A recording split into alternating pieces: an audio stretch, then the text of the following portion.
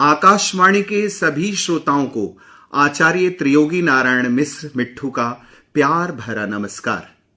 आज के इस वार्ता कार्यक्रम में आप सभी का हृदय से स्वागत है। विषय है श्रीमद् भगवद गीता का जीवन दर्शन।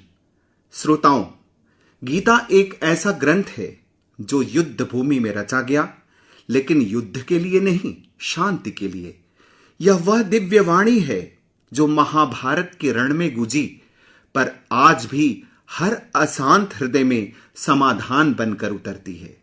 श्रीमद् भगवद गीता कोई साधारण धार्मिक ग्रंथ नहीं, यह आत्मा का उद्घोष है, चेतना का उत्कर्ष है और जीवन के यथार्थ का अमृत स्रोत है। यह वह संवाद है जिसमें मानव की हर उलझन का उत्तर छिपा है। गीता का पहला श्लोक है, धर्मक क्षेत्रे कुरुक्षेत्रे समवेता युयुत्सवः मामकः पांडवा सेव किम अकुर्वत संजय। यह केवल एक युद्ध भूमि का वर्णन नहीं, बल्कि एक आंतरिक युद्ध का प्रतीक है। कुरुक्षेत्र यानी मोह, भय, लोभ और भ्रम का क्षेत्र, और धर्म क्षेत्र विवेक, साहस, सत्य और आत्मज्ञान की भूमि। गीता कहती है कुरुक्षेत्र कोई बाहर की लड़ाई नहीं है, बल्कि यह लड़ाई हमारे मन के भीतर चलती है। हर दिन हमारे अंदर अच्छाई और बुराई के बीच संघर्ष होता है। हमारे भीतर अर्जुन बनकर विवेक खड़ा होता है और दुर्योधन बनकर अहंकार उसे चुनौती देता है। जब मन में सच, धैर्य, करुणा हो तो वह धर्म क्षेत्र बन जाता है, लेकिन जब लोभ, मोह और क्रोध आ जाए तो वही मन कुरुक्षेत्र बनकर अशांत हो उठता है। गीता का सार भी यही है कि अपने भीतर के कुरुक्षेत्र को धर्म क्षेत्र में बदल देना। आज का मनुष्य भी अर्जुन की ही तरह है, जीवन के रण में खड़ा है, लेकिन वह भ्रमित है, भयभीत है और निर्णयहीन है।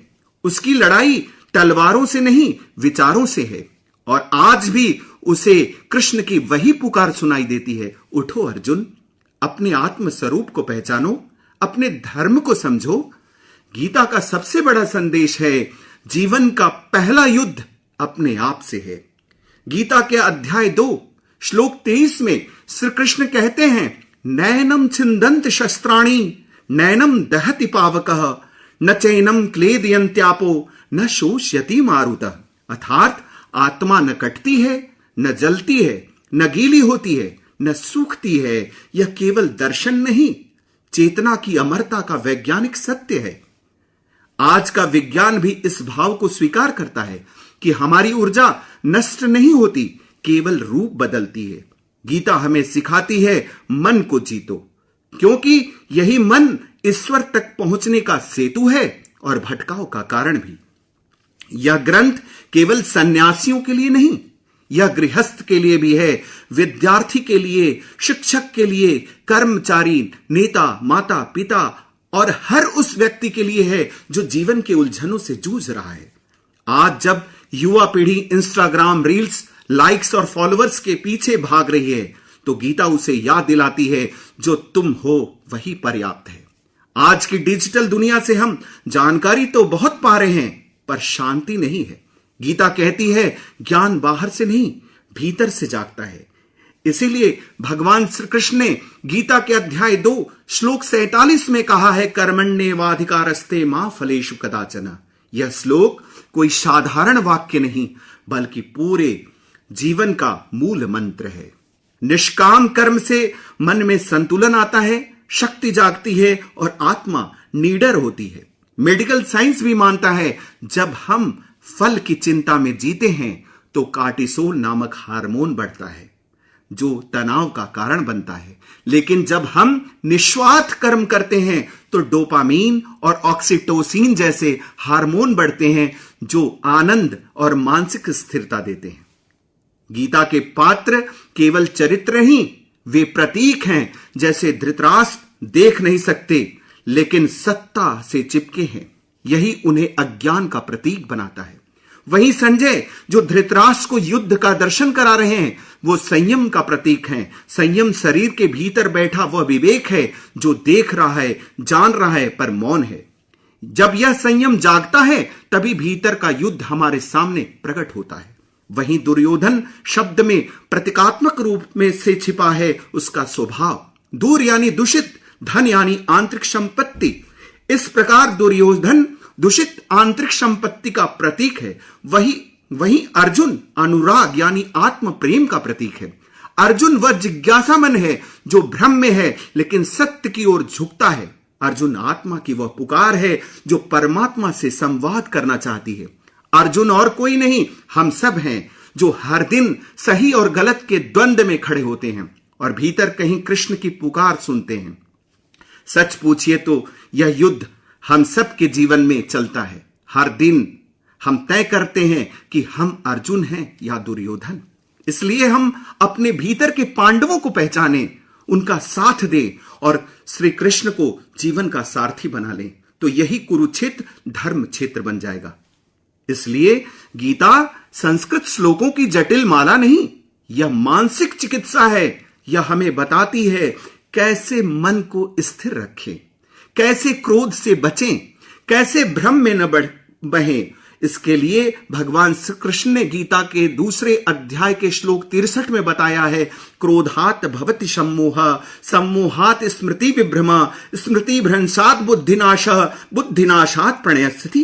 अर्थात क्रोध से भ्रम उत्पन्न होता है, फिर स्मृति भ्रमित होती है, बुद्धि नष्ट होती है और अंततः मनुष्य पतन की ओर जाता है। आज की मेडिकल साइंस भी यही कहती है, क्रोध में हमारी निर्णय क्षमता नष्ट हो जाती है। और गीता के इसी भाव को समझने के लिए आइए चलते हैं युद्ध नहीं क्रिकेट के मैदान पर। सन 2007 T20 वर्ल्ड कप का फाइनल, भारत बनाम पाकिस्तान। आखिरी ओवर, तनाव चरम पर। धोनी गेंद थमाते हैं जोगिंदर शर्मा को। टीवी पर हर कोई पूछ रहा था, धोनी ने जोगिंदर शर्मा को आखिरी ओवर क्यों दिया? किसी और अनुभवी गेंदबाज को मौका देना चाहिए था। लेकिन महेंद्र सिंह धोनी शांत थे। न कोई क्रोध, न घबराहट, न चेहरे पर भय, न हाव भाव में बेचैनी। यही वह क्षण था जहां गीता का श्लोक क्रोधात भवति सम्मोह, सम्मोहात स्मृति विभ्रमा सजीव हो उठा। सोचिए, अगर धोनी उस वक्त क्रोध या डर में आ जाते तो मोह में फंस जाते और सोचने लगते अगर हार गए तो, और सोचने लगते कोई और कप्तान क्या करता, जिससे बुद्धि नष्ट हो जाती। और फिर सोचने लगते भीड़ जो कह रही है वही सही होगा और अंततः निर्णय गलत हो जाता। देश हार सकता था, परंतु धोनी ने बुद्धि से निर्णय लिया। उन्होंने युवा जोगिंदर को विश्वास दिया और वही ओवर बना भारत के विजय का कारण। धोनी के उस एक निर्णय ने साबित किया धैर्य और विवेक से ही विजय संभव है। इस प्रकार महेंद्र सिंह धोनी ने उस दिन जो किया वही गीता का सार है। बुद्धि नष्ट हो जाए तो पतन निश्चित है, पर यदि बुद्धि स्थिर रहे तो विजय सुनिश्चित है।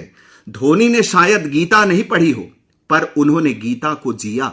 उन्होंने सिखाया, जीत अनुभव से नहीं, विवेक और विश्वास से मिलती है। इसके साथ ही गीता केवल मनुष्य का ही नहीं, प्रकृति का भी कल्याण चाहती है। इसीलिए गीता के अध्याय 3 श्लोक 14 में लिखा है, अन्नात भवन्ति भूतानि पर्जन्यात अन्न संभव, यज्ञात भवति पर्जन्य, यज्ञः कर्म समुद्भवः।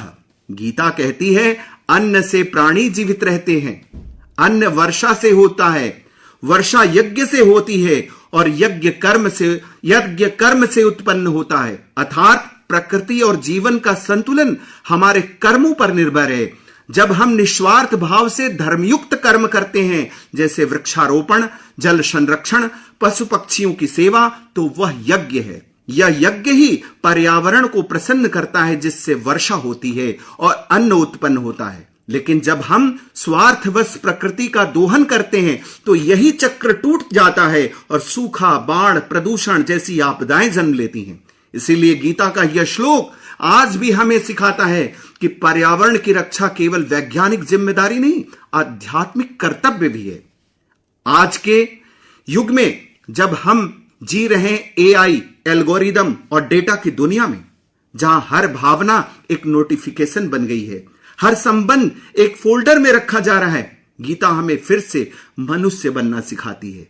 श्रीमद् भगवत गीता के अध्याय 18 श्लोक 66 में भगवान कृष्ण कहते हैं, सर्वधर्मान परित्यज्य माम एकम शरणम व्रज अहम त्वाम सर्व पापेभ्यः मोक्षयिष्यामि मा शुचः।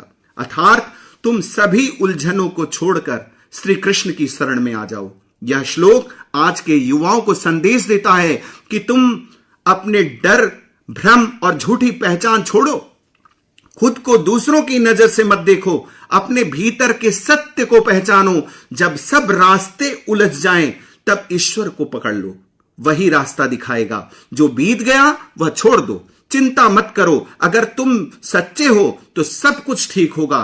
श्रोताओं, अगर आप भी जीवन में तनाव से घिरे हैं, अगर आपके जीवन में कोई स्पष्ट दिशा नहीं है, तो एक बार गीता पढ़िए। यह आपको आपके भीतर ले जाएगी, जहां प्रश्न खत्म होते हैं और उत्तर स्वयं प्रकट होते हैं। क्योंकि गीता में भगवान ने अर्जुन से कहा है, जब तुम पुण्य और धर्म के मार्ग पर चलोगे तो तुम्हारे अंदर दैवी गुण जागृत होंगे, और जब तुम मोह, भ्रम और अज्ञान से ग्रसित होगे तो तुम्हारे अंदर आसुरी गुण हावी होंगे। गीता के अंतिम श्लोक में भगवान कृष्ण कहते हैं, यत्र योगेश्वरः कृष्ण यत्र पार्थो धनुर्धरा यत्र श्री विजयो भूतध्रुवा नितिर्मतिर्मम। अर्थात जहां कृष्ण का ज्ञान और अर्जुन का कर्म साथ हो, वहां विजय, नीति और समृद्धि स्वयं चलकर आती है। यही है गीता का अंतिम वचन और अंतिम आश्वासन। श्रोताओं, अंत में मैं अपनी एक कविता सुनाता हूं जो गीता के भावों को स्वर देती है, जिसका शीर्षक है, गीता है तो सर्वत्र जय जयकार है, गीता है तो सर्वत्र जय जयकार है। सफलता का मंत्र बताती है गीता, जीवन को दिशा दिलाती है गीता। जब चिंता बन जाए चिता, तब सुकून का संदेश लाती है गीता। हर शंका, हर संशय को हरती है गीता। हारे हुए मन में फिर से ज्योति भरती है गीता। जो मोह में उलझा उसे मुक्त कराती है गीता। जो अज्ञान में डूबा उसे दृष्टि देती है गीता। ग्रंथ नहीं, जीवन का आधार है गीता। जहां भ्रम हो वहां प्रकाश की बौछार है गीता। गीता है तो सर्वत्र जय जयकार है, गीता है तो सर्वत्र जय जयकार है। तो प्रिय श्रोताओं, गीता सिर्फ श्लोक की श्रृंखला नहीं, यह आत्मा की पुकार है जो अंतस के युद्ध में शांति और समाधान देती है। आइए हर चुनौती के क्षण में श्री कृष्ण की वाणी को आत्मा में जागृत करें, गीता को पन्नों में नहीं आचरण में उतारें। इन्हीं भावनाओं के साथ मैं आचार्य त्रियोगी नारायण मिश्र मिट्ठू अपनी वाणी को यहीं विराम देता हूं। जय मां विंध्यवासिनी, जय श्री कृष्ण।